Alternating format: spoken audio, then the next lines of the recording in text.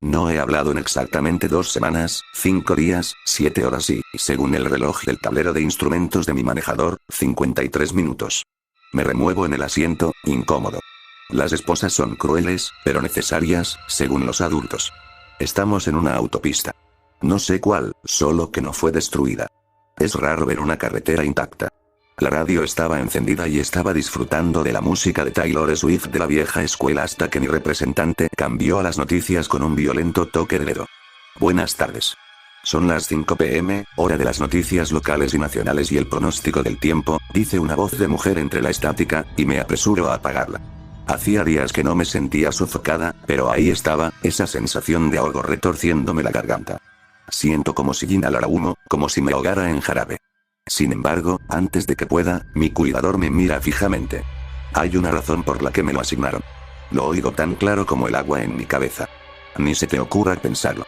Han pasado 6 meses desde el devastador incendio forestal, y las secuelas siguen afectando a los sobrevivientes de todo el país, dice, haciendo una breve pausa. Ralph Smallwood, el hombre responsable de la muerte de más de 500.000 de personas, fue condenado a muerte ayer y posteriormente ejecutado esta mañana. Hay algo cruel y calculado en la forma en que mi manejador sube el volumen. Una estática estridente atraviesa mis oídos como si fuera vidrio astillado. Es de mediana edad, su espeso cabello castaño peinado hacia atrás con un gel maloliente que me quemó la parte posterior de la nariz y la garganta. No es muy hablador, igual que yo. Un tipo grande con cara redonda y petre. Casado, aunque no me imagino por qué. Veo el anillo de bodas que ha intentado, sin éxito, esconder en el bolsillo. A pesar de las constantes súplicas de activistas de derechos humanos que afirman su inocencia, el joven de 24 años fue ejecutado hoy mediante inyección letal, informó la radio. Según las autoridades, el cuerpo será devuelto a su familia en las próximas semanas. Su cerebro ha sido donado para investigación científica, de acuerdo con la ley federal. Siento la mirada de mi entrenador sobre mí. Está esperando una reacción. El presentador de noticias continúa, y me resisto a cerrar los ojos con fuerza. Mi contacto lo sabe todo sobre mí. Lo que he hecho. ¿Por qué estoy aquí y qué me va a pasar? No sé nada de él. Ojalá lo hiciera. Ya estaría muerto. Se decía que el joven, originario de Mount Lebanon, Pittsburgh, había confirmado mutaciones psíquicas que resultaron en, la ventana está abierta y el aire frío me golpea la cara mientras saco la cabeza, disfrutando de la brisa.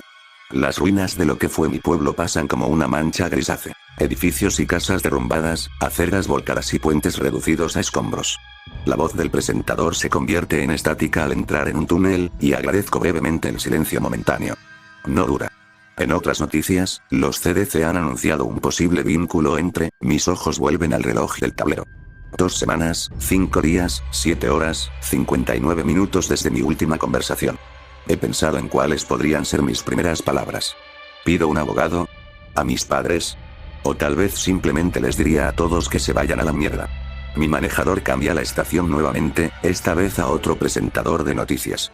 Arthur Samuels, de 24 años, comparecerá hoy ante el tribunal, después de, lo cambia. Otra vez. Bruce Springsteen.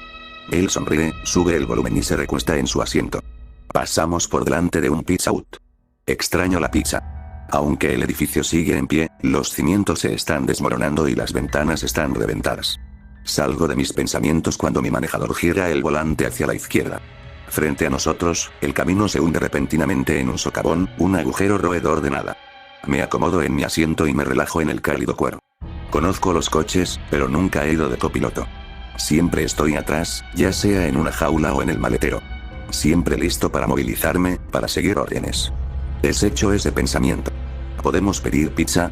Pregunto, tragando bilis y recuerdos. Puede que no conozca a mi supervisor, pero conozco sus órdenes. Ya va 1000 pasos por delante de quienes intentan conseguirme una entrevista. Sé exactamente lo que le han dicho. Haz que parezca un accidente. Un coche de policía parecería sospechoso, así que me senté en el asiento del pasajero de un Range Rover. Incluso tenían una historia de tapadera en caso de que nos detuviera.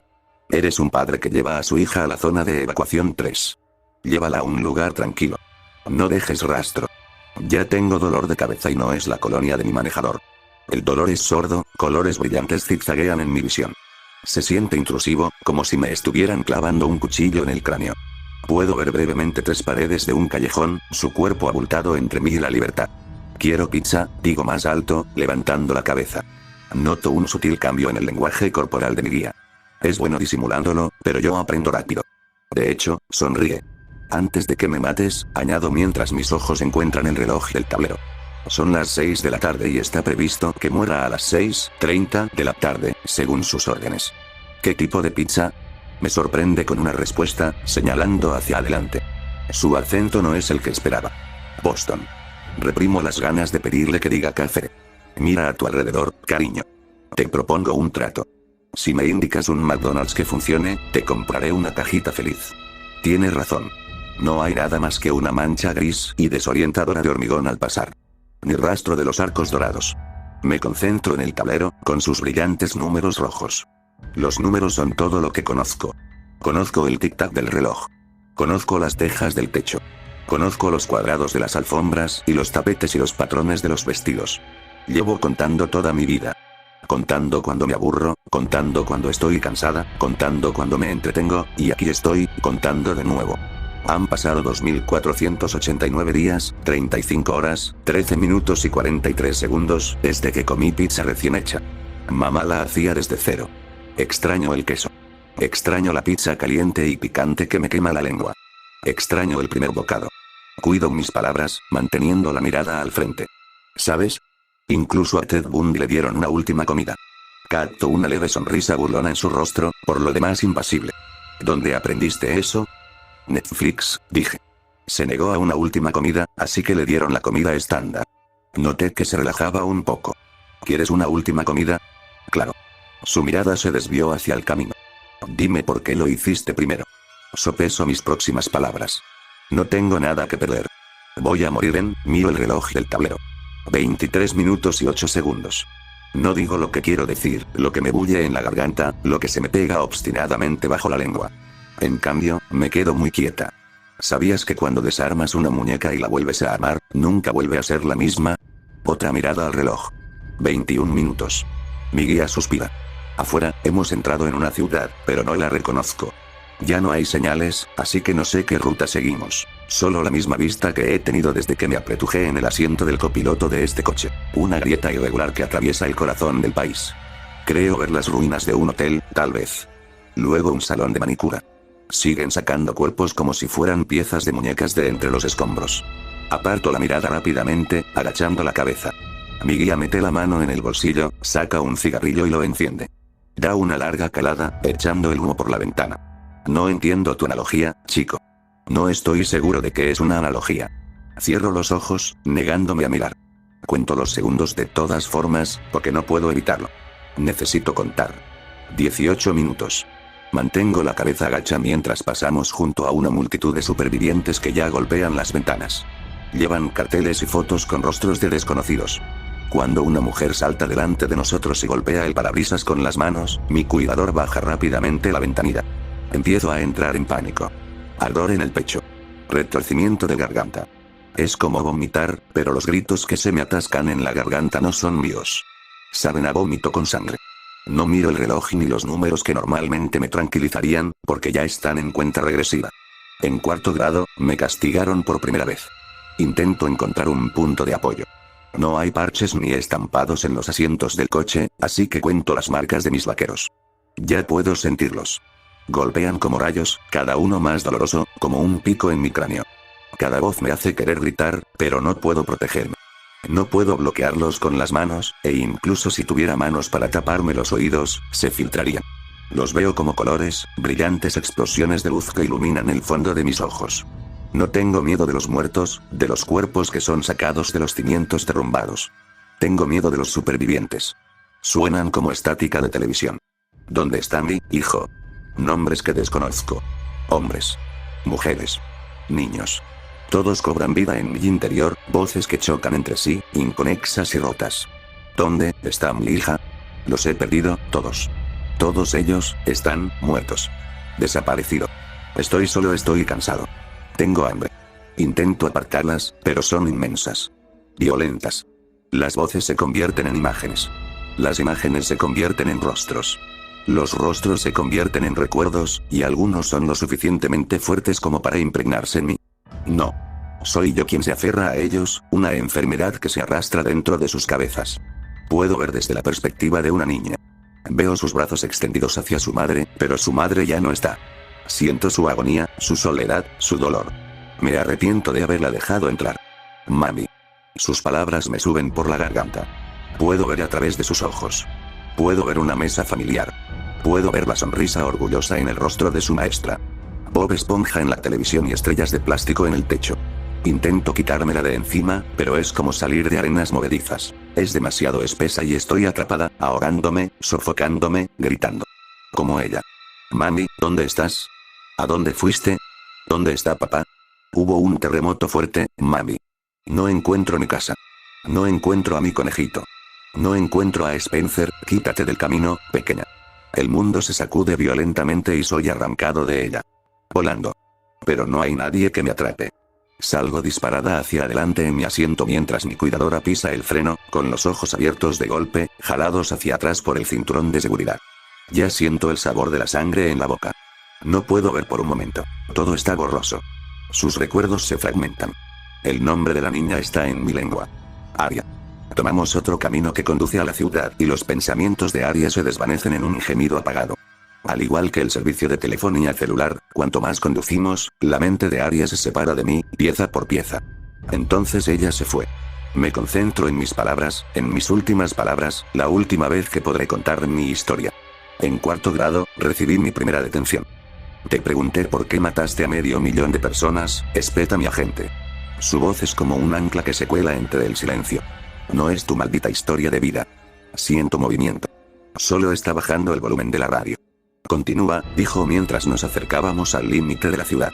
Ya hay un largo flujo de tráfico apiñado en un solo carril frente a nosotros, y más allá, un horizonte de nada. Siento que la respiración se me corta en la garganta a medida que nos acercamos, y la visión me retuerce las entrañas. Gigantes orgullosos, que una vez fueron erguidos, se redujeron a fichas de dominó que caen unas sobre otras. Mi manejador suspira cuando agacho aún más la cabeza. El tráfico no para, así que no vamos a ninguna parte, se reclinó en su asiento con una exhalación derrotada. La palabra es tuya, muchacho bien. Quería empezar. Le daría la novela completa. A mitad de la larga y aburrida conferencia de la señora Trescott sobre las tablas de multiplicar, me di cuenta de que tenía superpoderes. No era la primera vez que llegaba a esta conclusión. Estaba sentado con la barbilla apoyada en el puño y el bolígrafo entre los dientes, cuando noté que, al mirar el reloj, las manecillas no se movían. Pero al apartar la mirada, de alguna manera, sí se movían. Magia. Mi bolígrafo se me salió de la boca. Estaba tan emocionado. Levanté la mano para contárselo a toda la clase. La señora Trescott me miró con la misma mirada que siempre me dedicaba cuando decidía anunciar algo. Me pareció genial. Los demás niños no compartieron mi entusiasmo. Guárdate tus pensamientos, Harper, dijo la señora Trescott, lanzándome una mirada de advertencia. Deja de soñar despierta y empieza a escuchar. Agaché la cabeza, consciente de que mis orejas ardían de rojo. Los niños ya reían. Susurraban. Murmuraban entre ellos. A los profesores no les gustaba. Era demasiado ruidoso o demasiado silencioso. Los niños eran despiadados, y no había punto medio. En mi boleta de calificaciones pondría, Harper es un niño brillante, pero ella nunca escucha. Ella siempre está en las nubes. Al parecer ella no puede hacer amigos. Pero estaba escuchando a mis maestros. Simplemente no entendía lo que decían. No tenía muchos amigos. Tenía una amiga llamada Mika. Pero luego empezó a hablar de chicos sin maquillaje, y poco a poco se acercó a las otras chicas. No me gustaba el maquillaje, y los chicos seguían siendo asquerosos. Leía libros en los baños. Pero eso solo me valió el desafortunado, y, supongo, genial, apodo de Harper Collins. Terminó la clase, y estaba deseando escaparme. Estaba cerrando la cremallera de mi mochila cuando alguien me dio un codazo en la espalda. Me giré. Evie Hart era una de las chicas más populares de la clase, pero solo porque tenía piscina cubierta. Era menuda, como un hada, con el pelo rojo recogido en coletas y siempre, vestida exclusivamente de rosa. Nuestras mamás eran amigas cuando éramos bebés, así que solíamos quedar para jugar. Las mamás son muy ingenuas y esperan que sus hijos también sean amigos. Incluso entonces, me di cuenta de que a Evie Hart no le gustaba. A ella le gustaba jugar con muñecas. A mí me gustaba jugar a los piratas. Siempre podía ver que ella estaba esperando pacientemente para decir adiós, con los brazos cruzados y la nariz levantada, como si yo fuera un gusano al que quisiera pisotear.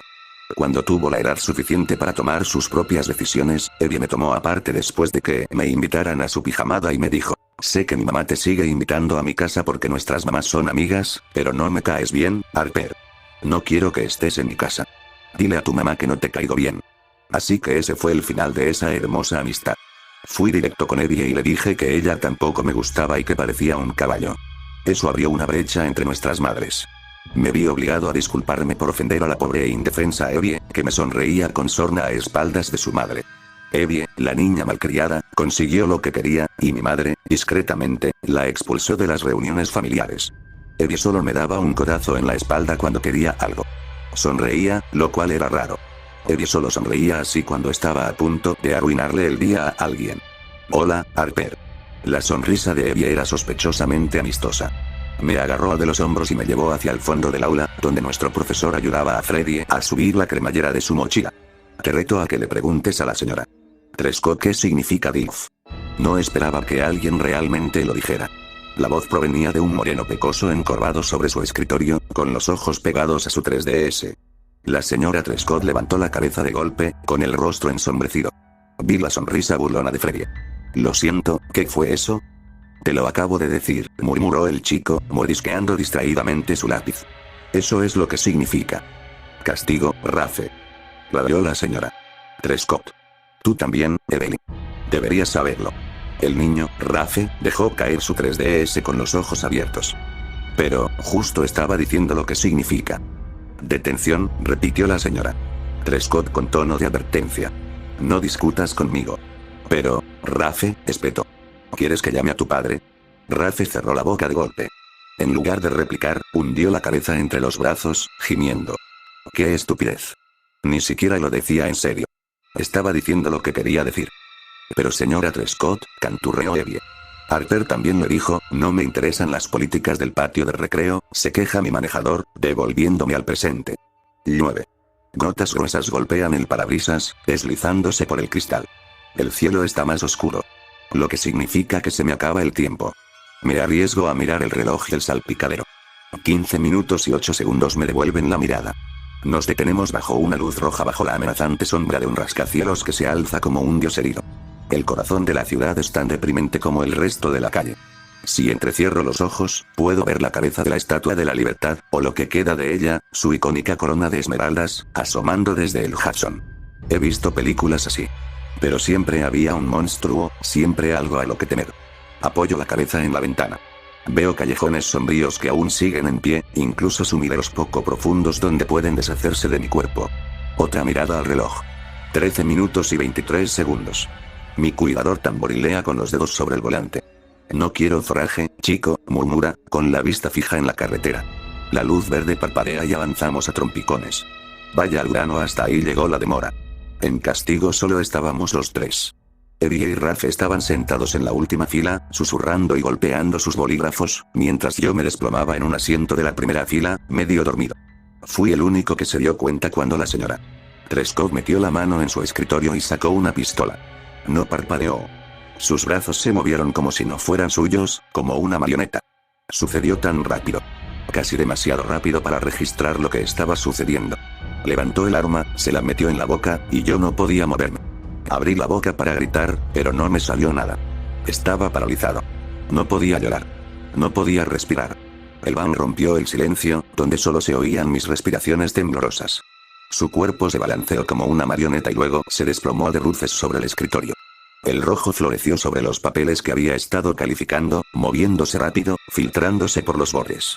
No me di cuenta de que estaba gritando hasta que oí mi propio gemido. No me di cuenta de que estaba en el suelo, de rodillas, gritando. Todavía podía oír el disparo resonando en mi cráneo. Los demás guardaron silencio. Con el rabillo del ojo, los vi rígidos en sus asientos, inmóviles y con los ojos abiertos, como maniquíes. Podía oír la respiración agitada de Rafe, como si estuviera hiperventilando. El mundo se tambaleó y me sumergí debajo de mi escritorio, gritando hasta que mi garganta quedó en carne viva y mal, con las manos apretadas sobre mis oídos. Todo era tan fuerte, un chirrido en mi cráneo. El zumbido en mi cabeza, el disparo de la bala. Parecía que habían pasado años antes de que unas manos cálidas me ayudaran a ponerme de pie. Pero seguía gritando. Todavía podía oír el disparo. Todavía veo la sangre. Harper. La voz era de un desconocido. Me acompañaron hasta afuera, apretándome la mano con fuerza. Apenas recordaba haber salido del aula. Llovía, pero no sentí las gotas empapándome la camisa ni el pelo. Los adultos me rodeaban, pero ninguno de ellos eran mis padres. Me subieron a la parte trasera de una camioneta blanca. Eddie y Rafe ya estaban dentro, envueltos en mantas. Rafe tenía la cabeza hundida entre las rodillas. Eddie miraba al frente, como si pudiera ver algo que yo no podía. El extraño, un hombre de mediana edad con gafas, se arrodilló frente a mí. Para mí, era un borrón que se movía rápidamente. Parpadeé y su rostro apareció ante mí. Cariño, ya está bien. Estás a salvo. Sentí la sacudida cuando la camioneta empezó a moverse. Se dirigió a nosotros tres en un murmullo bajo, casi un susurro. No te preocupes, tus padres ya están informados. Su expresión se ensombreció, y pude vislumbrar a través de su fachada. Era clínico. Bastante frío.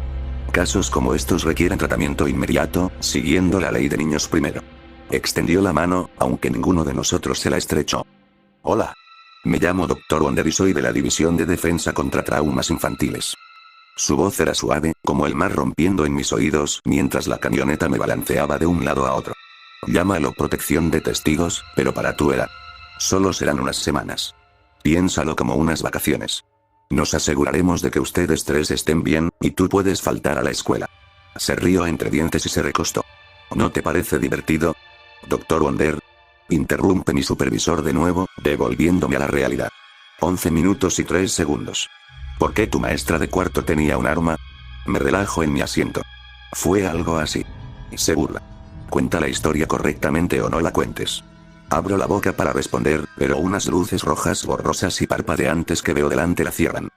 Mierda, murmura. No te muevas. Nos detenemos en un control de carretera y me dice que agache la cabeza. No lo hago. Tengo mucho miedo. Quizás este sea el punto donde me ejecuten. De todos modos, me empuja, y ya siento voces que me apuñalan la nuca. La ventana se abre y el aire gélido me pica la nuca. Buenas tardes, mi guía saluda a una sombra amenazante afuera, y solo veo una imagen. Una cama vacía y una habitación llena de botellas de cerveza. ¿Quién es el pasajero? Pregunta el control fronterizo. Siento que el hombre se acerca. Otro destello, esta vez más intenso. Una bola. Un amarillo brillante irrumpe en mi visión. Un recién nacido. El amarillo se transforma en un verde enfermizo. Una mujer grita, y los colores se retuercen y se distorsionan hasta convertirse en un azul oscuro. Un dolor nuclear me golpea la nuca, agudo e invasivo. Intento deshacerme de las imágenes fragmentadas. Una boda arruinada, una sola comida para uno, ese mismo recién nacido convertido en adolescente. El rojo se transforma en morado oscuro. Te odio, papá, la voz del adolescente fluye de él hacia mí, y su dolor me invade. Sabe a leche caducada. Siento como si me clavaran un cuchillo en el cráneo. Lo trago, pero vuelve a subir por mi garganta, seguido de un dolor intenso en las sienes. Eres un pedazo de mierda. Otro destello. Intento desviarlo, pero es implacable. El niño está muerto, su cuerpo aplastado bajo los cimientos derrumbados. Hay una larga pausa antes de que el oficial hable en voz alta. ¿Está bien, señor? Siento que el silencio a nuestro alrededor se espesa mientras aprieto los dientes con un bocado de bilis. Veo una placa de policía, un grifo y un puñado de pastillas azules. Está empezando a sospechar. Cuando me pide que levante la cabeza, me quedo quieta. Paralizada. Sí, lo siento, es solo mi hija, responde mi cuidadora con suavidad. La llevo a la zona de evacuación 3. Espero poder llevarla a Canadá. Siento sus manos dándome palmaditas torpes en la espalda. Maddie se siente un poco mareada en el coche. Maddie. Quizás tenga hijos. Otra pausa insoportable y siento que el oficial retrocede. También sus pensamientos, haciendo puenting. Separándose. Astillándose en la nada fragmentada. Muy bien, señor, adelante, dice, y sube la ventanilla. No me muevo hasta que el sabor a leche agria mezclada con whisky y pasta de dientes desaparece de mi boca. Todavía no, me espeta mi guía cuando me arriesgo a levantar la cabeza bruscamente. Da un giro brusco y casi me caigo del asiento. La carretera está más tranquila. No se oyen voces. Mantén la cabeza agacha y ya oigo la lluvia torrencial, las gotas pesadas golpeando la ventana. El suave zumbido del motor es reconfortante. Entonces, vieron a su maestra dispararse en la cabeza y los pusieron bajo protección de testigos, y por eso decidieron arrasar la mitad del país. No, consigo susurrar. Evito el reloj del tablero mientras pasan 11 minutos, 10, y luego 9. Al principio, era como estar de vacaciones, elijo mis palabras con cuidado. La División de Defensa contra Traumas Infantiles era un imponente edificio de cristal con ventanas en forma de tablero de ajedrez, un laberinto de pasillos blancos clínicos y escaleras de caracol. Pero no había ventanas de verdad. Cada vez que creía haber encontrado una, solo estaba mirando hacia otra habitación. Tenía mi propia habitación con cama y escritorio.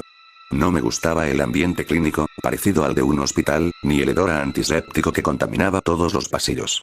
Pero el lugar tenía una piscina y una sala de juegos, donde pasé la mayor parte del tiempo. Entretanto, tuvimos sesiones privadas de terapia para el trauma.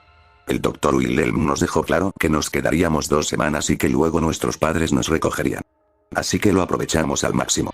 Evie y yo nos vimos obligadas a hablar.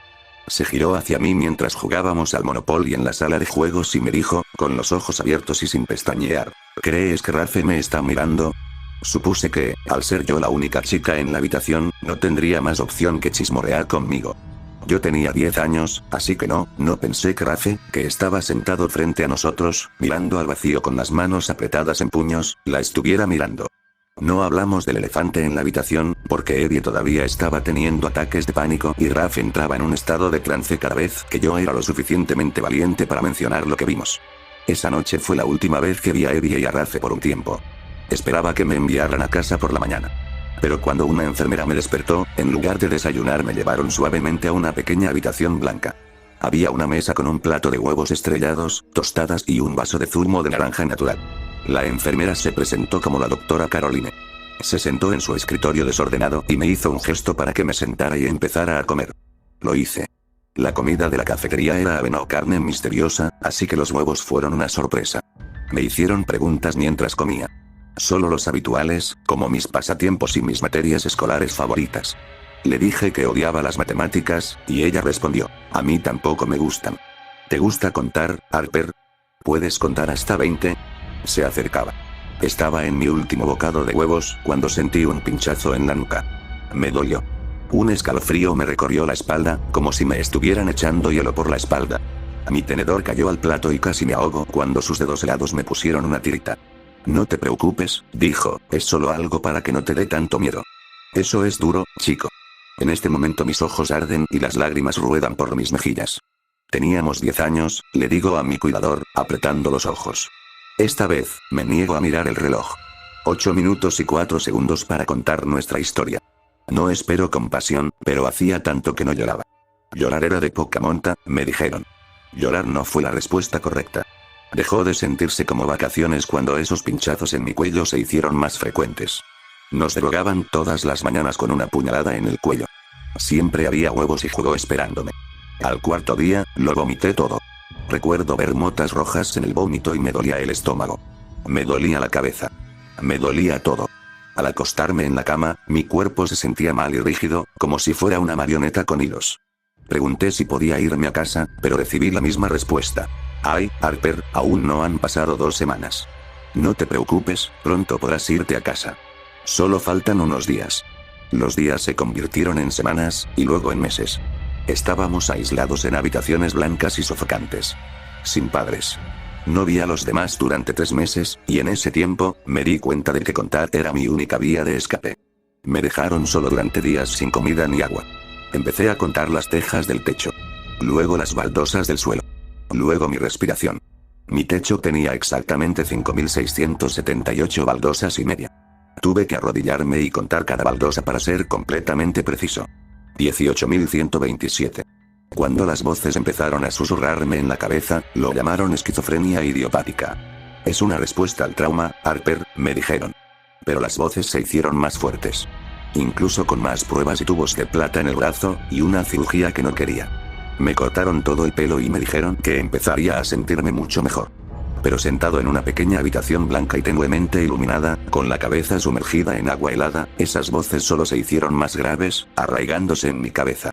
Podía oír a la doctora Caroline, como un zumbido estático. Su voz se entrecortaba, aparecía y se apagaba, pero cada vez se oía más clara. ¿Me oyes, Harper? Asentí y ella me sacó la cabeza del agua con cuidado. Me estremecí, parpadeando para contener las gotas heladas. Estás mejorando, me dijo, pero no me sentía mejor. Las voces eran más fuertes que las que se pronunciaban en voz alta. Pasaron varios meses y mi cabello volvió a crecer poco a poco. Empecé a ver las voces como colores y luego a saborearlas. La doctora Caroline dijo que, si bien mi enfermedad era curable, tenía que aprender a comprenderla. Vi a Rafe una mañana mientras me acompañaban a la sala de pruebas. Parecía que se dirigía a la cafetería, guiado por una mujer rubia. Tenía las manos esposadas a la espalda. Rafe llevaba exactamente el mismo atuendo que yo, una camiseta blanca y pantalones a juego. Llevaba el pelo más largo y una venda blanca en la cabeza. Me sorprendió con una sonrisa amistosa. «Hola, Harper», dijo Rafe al cruzarnos. Su otra voz, sin embargo, era más bien un gruñido, impactándome, con una explosión de tonos amarillos y naranjas que me cruzó la vista. Ella no, apreté los ojos con fuerza, pero esta vez no era solo su voz. Hubo un destello violento, uno que no pude evitar parpadeando. Vi una habitación blanca idéntica a la mía. Había una cama, una mesa y una lata de refresco en el centro. Dolor. Lo sentí como si me clavaran cuchillos en la nuca. Pero no era mío. Tampoco estaban las manos manchadas de sangre. Estaba en el cuerpo de otra persona. No, pensé mareado. Estaba dentro de la mente de Rafe. Vi los ojos duros de la doctora Caroline y sus labios fruncidos en una mueca. «No es difícil, Rafe», espetó ella, y más sangre golpeó sus palmas, corriendo en espesos riachuelos. La lata de refresco se cayó de lado y sentí que su cuerpo se debilitaba, sus rodillas golpeaban el suelo y sus manos se agarraban el pelo. La doctora Caroline suspiró, recogió la lata y la volvió a colocar sobre la mesa. «Harper». No me di cuenta de que estaba paralizada hasta que mi enfermera me tiró suavemente de la mano. «Vamos, cariño. La doctora Caroline me espera». Rafe me fulminaba con la mirada, con el labio fruncido. «Todo esto es culpa de ella», espetó con la otra voz. Vi otro destello, una luz roja brillante que me cubría la vista. Esta vez, una lata de refresco se estrelló violentamente contra la pared, explotando al impactar. Rafe sostuvo mi mirada. «¿Qué está mirando ella?». Él miró hacia otro lado, agachando la cabeza para evitarme. Su otra voz estalló en un zumbido despiadado, una agonía que me desgarraba la nuca. «Deja de mirarme, Harper Collins». Pasó un año entero antes de que me permitieran volver a ver a Eddie y a Rafe. Tenía 12 años cuando entraron en la sala de juegos a la que entramos por primera vez hace un año. Eddie se sentó en un rincón, con las piernas cruzadas, y hundió la cabeza en las rodillas. Guardó silencio. Incluso su otra voz cayó. Llevaba el pelo más largo, recogido en una coleta, y unas sombras oscuras le delineaban los ojos. Rafe sacó un juego de Jenga, construyó una torre y la derribó sin tocarla. Lo repitió 3 veces, construyendo una torre a gritos y derribándola de un solo tirón del cuello. Rafe estaba construyendo una cuarta, cuando una voz rompió el silencio. «Detener». La voz de Evie era apenas un graznido. Rafe se detuvo. Se quedó paralizado, con un ladrillo de Jenga todavía en la mano. La voz de Evie me asustó. A ella también le asustó, porque después de mirar fijamente a un Rafe congelado, con los ojos abiertos y llenos de lágrimas, susurró: «Lo siento, ya puedes moverte». Rafe no estaba tan enojado como pensaba. Simplemente siguió construyendo torres de Jenga. Se hizo cada vez más evidente que no regresaríamos a casa y, cuanto más tiempo pasaba con los demás, más me daba cuenta de por qué. Rafe tenía dolores de cabeza y hemorragias nasales y los objetos a su alrededor perdían gravedad. A veces, el suelo temblaba cuando se enojaba. Evie dejó de hablar, aterrorizada por su voz autoritaria. En cambio, insistió en llevar consigo un bloc de notas. Nuestros síntomas eran trastorno de estrés postraumático, TEPT, afirmaron los adultos. Estábamos enfermos. Traumatizado. Imaginaciones hiperactivas. Adolescentes. Era la pubertad. Bla, bla, bla. Siempre nos decían lo mismo. Somos los adultos y ustedes los niños. Nosotros sabemos más que ustedes. Sin embargo, nos diagnosticaron oficialmente fenómenos, sí, chicos. Sí, según el Dr. Wilhelm, era una mutación específica en nuestros cerebros provocada por un trauma significativo durante la infancia. Incluso me dieron un nombre oficial para la otra voz, la que oía incluso cuando no movía los labios: neuroempatía. Rafe tenía síndrome psicocinético, PKS, y a Evie le diagnosticaron trastorno de control talámico, TCD. Cuando teníamos 12 años, Rafe atravesó un estacionamiento con un Range Rover y durmió una semana entera. Vi a gente enmascarada entrando y saliendo de su habitación. La próxima vez que lo vi, le habían cortado el pelo. Evie obligó a un guardia a pegarse un tiro. No lo decía en serio, y al menos eso era lo que gritaba su otra voz. Recuerdo la sensación de la sangre rociándome la cara, caliente contra la piel. Rafe intentó huir, pero rápidamente fue capturado y derribado al suelo. Teníamos 12 años. Todos los adultos nos dijeron lo mismo: estábamos bien. Estos síntomas desaparecerían al entrar en la adolescencia. Dijeron que realmente no vimos trozos de cerebro volando del cráneo del guardia. Esas eran solo nuestras hormonas. Teníamos una imaginación muy vívida. Rafe decapitó a su madre el día de visitas. Fue la primera y única vez que vi a mi madre. Nuestros padres tenían permitido entrar a la cafetería. Escuché la otra voz de mi madre, la que tenía demasiado miedo de tocarme, mientras que su voz real me decía que me amaba. La habitación estaba tan ruidosa que apenas podía oír su otra voz por encima de las de los demás. La madre de Rafe hablaba en voz alta, tanto con su voz real como con la de su padre. Exigió saber por qué tenía el pelo tan corto, porque ya no podía reconocer a su hijo. Rafe permaneció rígido en su silla. Estaba mudo, silencioso. Solo sus ojos se movían, moviéndose de un lado a otro. Me aterrorizó. En un momento su madre le estaba gritando. A continuación, un espantoso ruido chapoteante provocó pánico en la sala. Rafe había arrancado de un golpe la cabeza de su madre, dejándole un muñón esquelético afilado y un cuerpo que, por un momento, se sacudió como si todavía estuviera vivo. Rafe cayó de rodillas, gritando, y el techo se derrumbó, aplastando a mi madre hasta la muerte. Todavía recuerdo su otra voz entrecortada diciéndome que me mantuviera alejado. Teníamos 12 jodidos años.